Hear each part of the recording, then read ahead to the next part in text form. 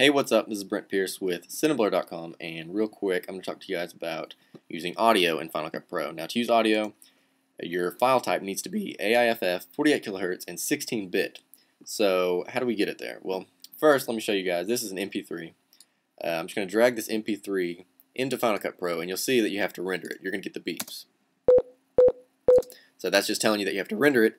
And yes, you can render it, but any adjustment you make on top of that, you're going to have to re-render it, and so it's a pain. So do not use MP3s or M4As or anything but AIFFs. Now, it's not hard to get it there, so I'm going to show you all how to use compressor to get it there. And it takes, when you get it down, it takes about 2 or 3 seconds. So let me delete that last one there.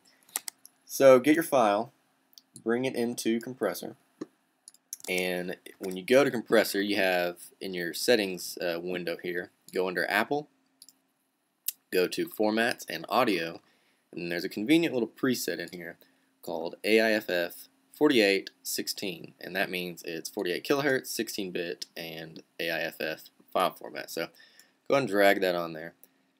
Now this source right here means that it's going to put that in the source folder where the original file is. So, and that's exactly where I want it. So here's the name. That name's fine. Let's go ahead and submit. I'm just going to call this audio. And you wait a few seconds, and it'll when it's done, it'll be in the same folder here.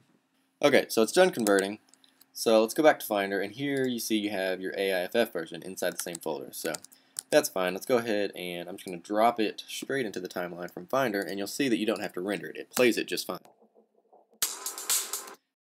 Plays it just fine, so that's fine. Now how do we do it without having to drop it in here? Because that's a hassle. That takes like 20 seconds alone just to drop it in here, drag the thing on there, and rename it. So a convenient way that I do it, if you go down to your setting, right-click it, go to Save as Droplet, and that just basically makes a little app out of it. So find out where you want to save your droplet. I have a droplets folder right here.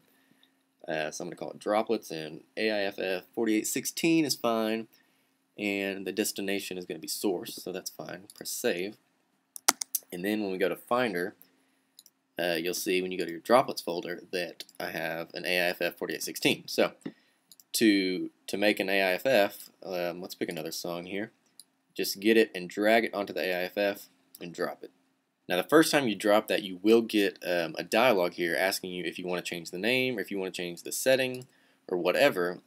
For this, I don't, and I don't want to change the destination for anything in the future. So I'm going to uncheck this, which says Show Window on Startup. I'm going to uncheck that, so this window will never come up again for this one droplet, and click Submit. And I'm going to call this Audio, and then press Enter, and it will take a few seconds, and then there you go. You have your AIFF version right there. Another shortcut you can grab your droplet and put it up in your Finder window right here, and then just drop it. And so any new Finder window that you open, it's going to be there. So just grab a song and drop it up there, and there you go. You got an AIFF file, perfect to use with Final Cut Pro. But what if you don't want to use compressor, or you don't have compressor? Maybe you're using Final Cut Express and it didn't come with compressor. Well, you can use iTunes here. So in iTunes, we're going to go to Preferences and go to your import settings here.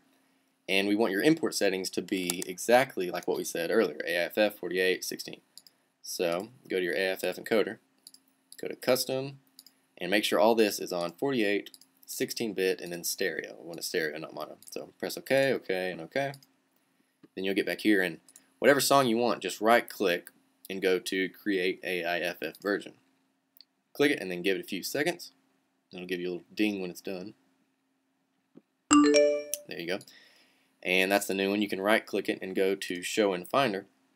Now iTunes names it AIF, and it doesn't put the second F in there, but that's okay. They're the exact same thing.